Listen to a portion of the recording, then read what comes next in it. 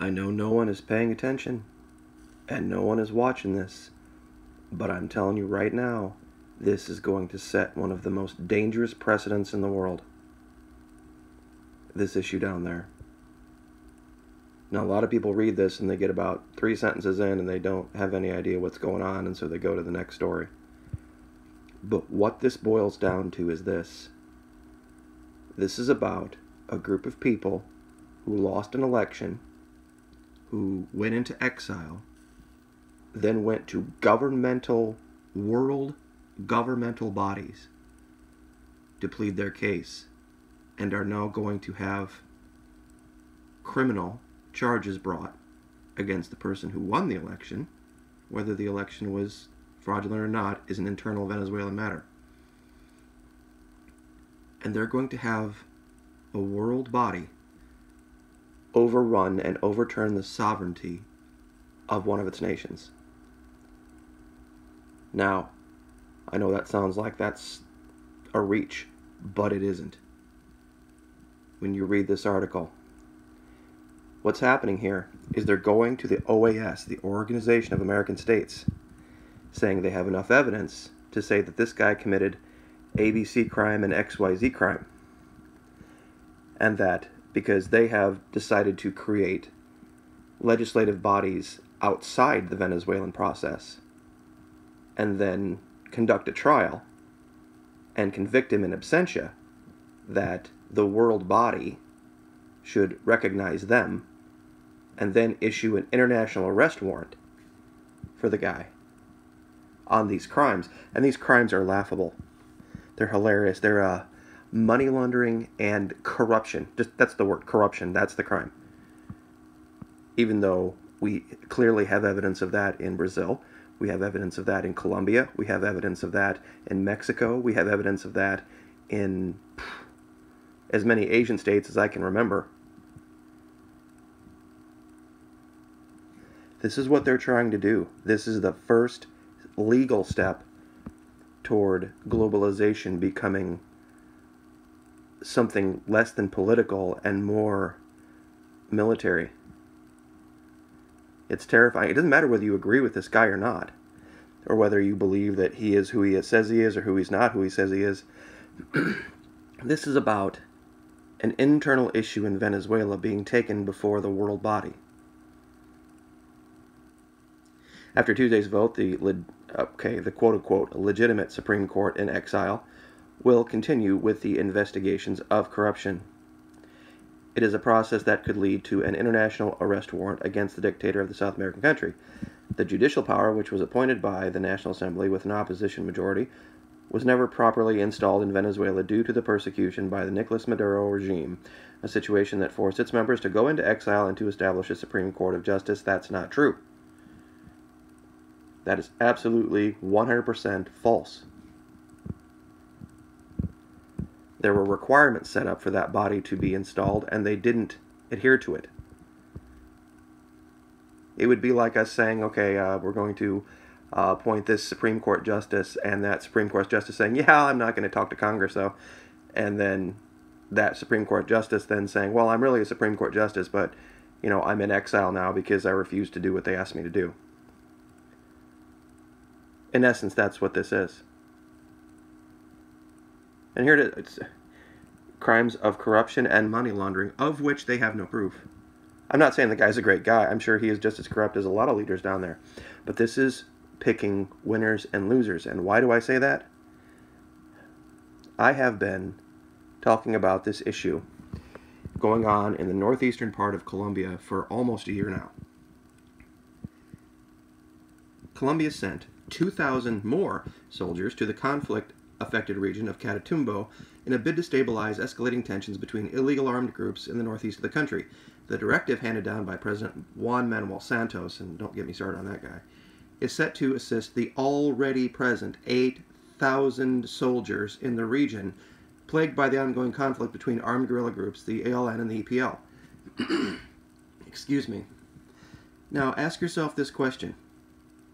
10,000 armed soldiers, and it's all they can do to tamp down two armed quote-unquote guerrilla groups, the ELN and the EPL, over coca plantations. What does that tell you? 10,000 U.S. financed, U.S. trained soldiers of the Colombian army have all they can do to control that little region. Where do you think it's coming from?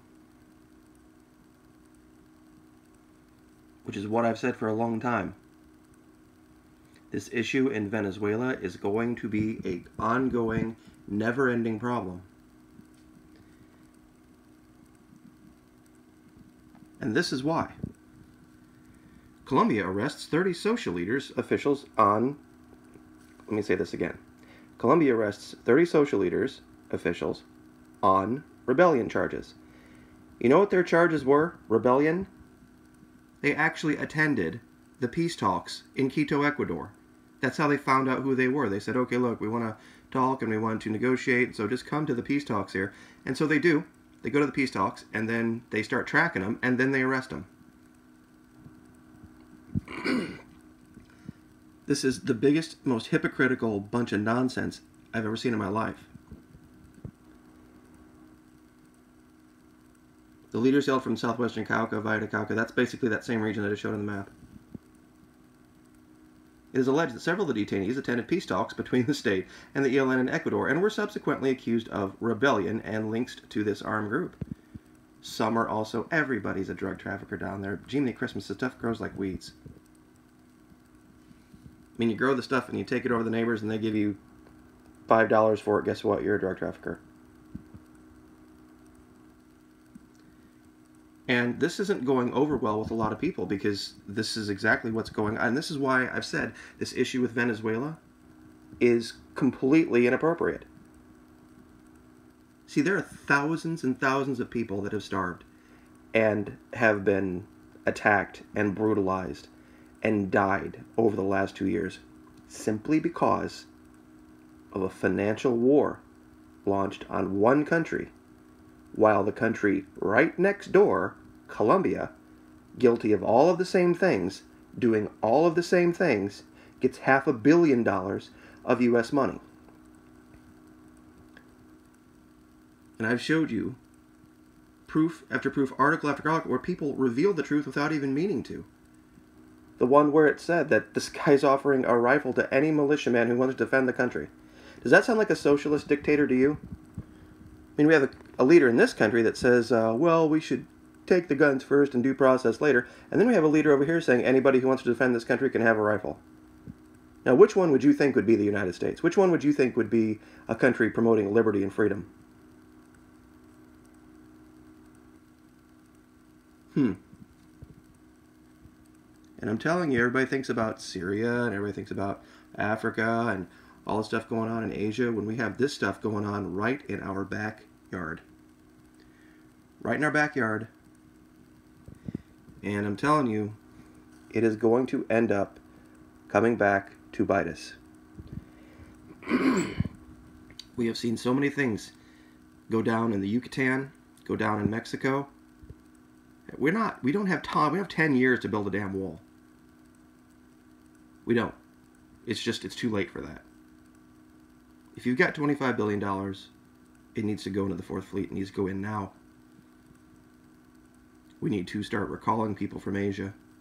We need to recall the 7th, and we need to get them deployed into South America right now.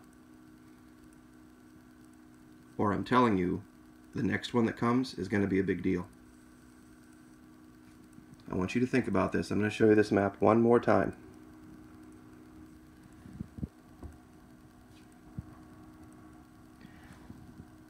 If that country, with multiple U.S. military bases and $325 million a year of U.S. money and 10,000 soldiers, can't stop a little insurrection in the northeastern part of their country in this tiny little 50, 75 square mile area, what do you think's coming down the road? And these are the guys that know how to do it. These are the guys that know how to operate in the jungle. They live in the jungle. They trained in the jungle. That's all they know how to do, and it's all they can do with 10,000 soldiers. We have a problem.